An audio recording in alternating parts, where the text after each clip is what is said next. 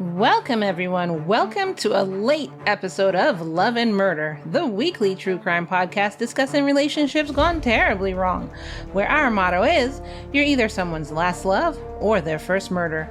Before I begin, I just wanted to apologize that the episode did not come out on Sunday, and if you go to my Facebook group or Patreon, I give you an explanation as to why it's late. I am your host, Kai, and this show discusses true crime cases told in the form of a story with mystery and suspense. Be sure to subscribe to Love and Murder on Spotify, Apple, or whatever platform you're on so you don't miss any of the cases. If you didn't know, you can also subscribe to Patreon so that you don't have to hear an intro or commercials. In today's episode, I'm talking about a case of a father who supposedly snapped.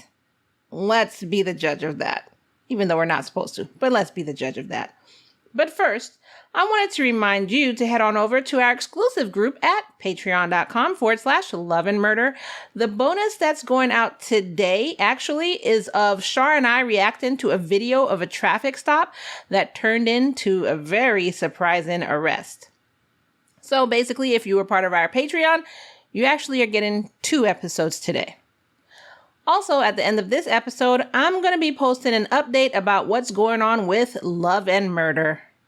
So grab your butts, grab your apple juice, and let's get into some Love and Murder. So there's been a horrible case that happened in Ohio, and coverage of this case was requested by Lamb Megan G. I want to give an alert that this story contains information that might be difficult to hear.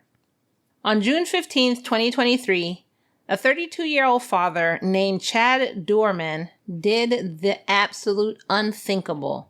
On that day, in a quiet neighborhood, a little girl ran down the street screaming, "He's killing everyone!" In addition to that, 2 phone calls went out to the local police station. First, the mother called the police screaming, "My babies have been shot!" And the second was a passing driver who saw the little girl running down the street. When police arrived around 4:15 p.m., they found Chad sitting on the front stoop of his home. I'll have body cam footage in our Patreon so you can watch that there. He just sat there like it was a nice Saturday morning while one of his dead sons is on the lawn. He was sitting with nothing on his feet with his rifle next to him. Officers told him to show them his hands, stand up and walk to them, but he stayed seating, saying, "I'm not going to hurt nobody." Although he didn't offer resistance, police grabbed him up and handcuffed him. Look, they did a better job than me because I honestly think I would have beat him senseless. Like, every time I saw that poor, lifeless body, I would have just kept kicking him until my leg went numb. Now, I know some people are judging me right now. You may even unsubscribe, saying that I'm being too violent, but I wouldn't have been able to deal with this sight in front of me. This is why I'm not a cop. Police took him into custody as they assessed the scene. 3 little boys, ages 7, 4, and 3, lay dead on the ground, and their mother had a gunshot wound to her hand. Chad confessed, allegedly, to lining his 3 boys up and shooting them, execution style, with his rifle. The first was the 4-year-old, who he shot twice in the head while they were still inside. That's when his daughter ran down the road screaming, and his wife was trying to protect her boys and was holding the 3-year-old to her. The 7-year-old tried to run and escape in a field nearby, but his father, and this is literally what it said, hunted him down, wounded him from behind, so basically shot him from behind, dragged him back home, and then he killed him by shooting him twice in the head from close range. Chad then snatched the 3-year-old from the mother, shot her in the hand in the process, and shot the baby in the head. Look, I'm telling you, I couldn't even imagine. He allegedly told police that he had planned the murder for months. Chad was charged with 3 counts of aggravated murder. Quote, he allegedly lined up his 3 young sons, who were just 3, 4, and 7 years old, and shot them dead with a rifle. Can you imagine the terror those poor boys must have felt? It's beyond comprehension. Chad went to court to be arraigned on Friday, June 16, 2023. He came to court in a bulletproof vest, a bewildered look on his face, and cuffs. I bet he needed a vest because if it were me as the kid's mother... Okay, I'm not going to say anything more. Anyways, that video and pictures will be in the Patreon. According to WCPO.com, quote, 7 days after the shooting, a Clermont County grand jury returned a 21-count indictment against Doerman, including 9 counts of aggravated murder, 8 counts of kidnapping, and 4 counts of felonious assault. End quote. Each count of aggravated murder carries a penalty of death. Also, each murder carried multiple murder charges against it. This is because, according to the U.S. law, a person can commit aggravated murder in multiple ways against the same victim. This means each way can hold a different charge. As an example, defense attorney Clyde Bennett said, quote, in the act of kidnapping a person, you killed someone, and then you kidnapped the person to kill them, and then the person is under 13. That's 3 ways you can get to aggravated murder. End quote. So basically, as was said, quote, the Clermont County Prosecutor's Office threw the kitchen sink at this guy and wanted to cover all of their bases. Chad cried as prosecutors talked about the details of the shootings.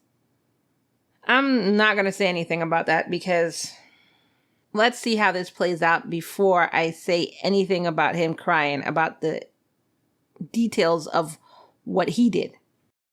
Chad's father, Keith Doerman, said that Chad, quote, just snapped when he killed his sons. He told the New York Post, quote, there was something going on in his life that he couldn't handle no more. I can't talk to him. They aren't letting me talk to him, so I don't have any answers. He probably hid a lot of stuff from me, end quote. He said he'd actually just visited his son the week before and he seemed fine.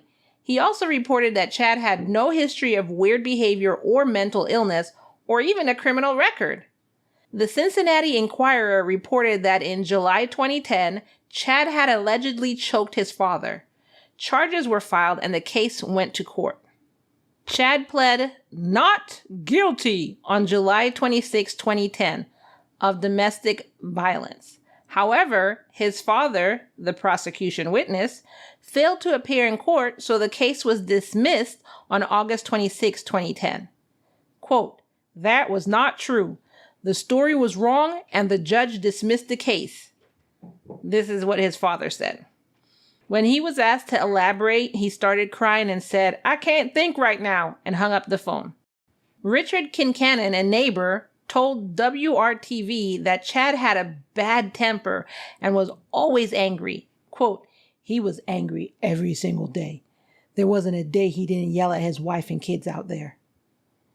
Chad reportedly used a Marlin Model HC-22 rifle, and I'll have a picture of that in the Lamb Patreon just so you can get just so you can see what was going on.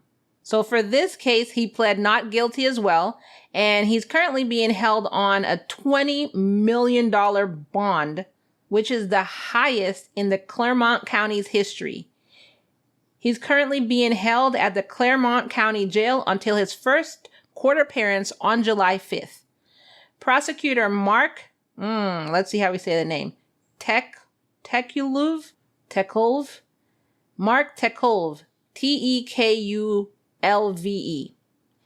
said that his goal is to, quote, have this man executed. I could only imagine the terror these little boys felt and experienced as their father, the protector, was murdering them. Unfortunately, their mother saw this. You can imagine the immense trauma and terror that she experienced and will do the utmost in my office to see this defendant never sees light of day again. End quote. Attorney Mark Crumbain, the defense, said that if Chad is convicted and put on the death sentence, the execution system in Ohio has slowed so much that it's close to inactivity. The governor of Ohio, Mike DeWine, opposes the death penalty, and the last person executed was in 2018.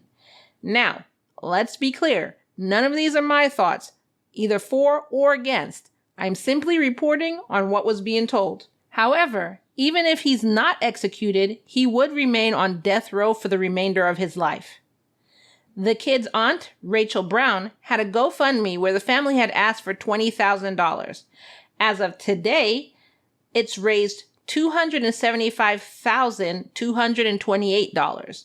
These funds are going towards helping the mother and daughter heal after this tragedy. Quote, Clayton, fondly known as Clayton Man, loved making Lego creations, riding his go-kart, telling jokes, singing and laughing while loving his best dog pal Gaitlin. Hunter, fondly known as Hunter Dog, loved to go to the creek and catch frog, and his love of baseball extended beyond the ball field to his bed. An attachment like an extra arm to connect him to his ball and glove as he slept. Chase, fondly known as Chasers, loved swinging on swings and couldn't wait to be a baseball player like his brothers. He loved playing with dinos and pretending to be a superhero.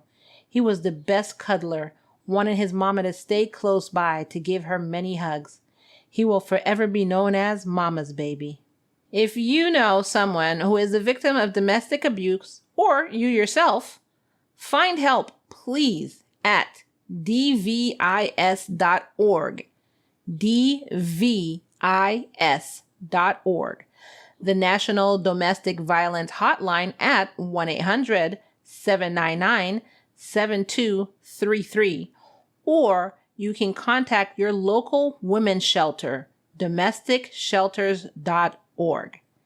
And that's this week's episode. I know it was a short one, but didn't want to leave y'all high and dry. I also wanted to get this episode out as Lamb Megan requested it, and I did want to go ahead and get it out. I also wanted to post an update, like I said at the beginning of the episode, I wanted to post an update at the end of this episode, but I don't feel that it's appropriate after, going through this case.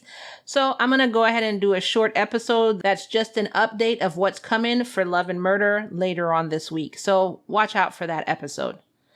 And in dealing with this case, I'd love to hear your thoughts. And you have 3 ways of sharing them with me. Number 1, you could tell me in the comments below. Number 2, you can join the Lamb Facebook group. It's a free and welcoming group where you can discuss the cases with the rest of the Lambs. Number 3, you can join the exclusive Lamb community here at patreon.com/love and murder. And right now we have options starting at only $1 a month. Speaking of which, if you join Patreon at only $1 a month, you get commercial-free episodes. So like this episode's minus the commercials and the intro. And also you get all the editions of the case. So any videos that I'm putting out, pictures of evidence, just anything that goes along with the case, you get that all in the Patreon. And right now you get it at $1 a month and will be grandfathered in when the price raises very, very soon. However, the best tier is the $5 a month, so not only will you get that, you'll get bonus episodes as well. You also get access to everything that I post throughout the web, so you don't even have to go to any of our other social media. You can just get it all in Patreon. Everything right here in this nice one little community. www.patreon.com/love and murder. Come on over. I will love to have you there. Before you go, don't forget to give me a 5-star review on whatever platform you're on. That would actually help me out very, very, very greatly, and it takes no time at all. So thank you in advance. Our social media is all in the show notes below, so I'm not even going to go through it. Just go ahead and click on whatever social media you want to go to.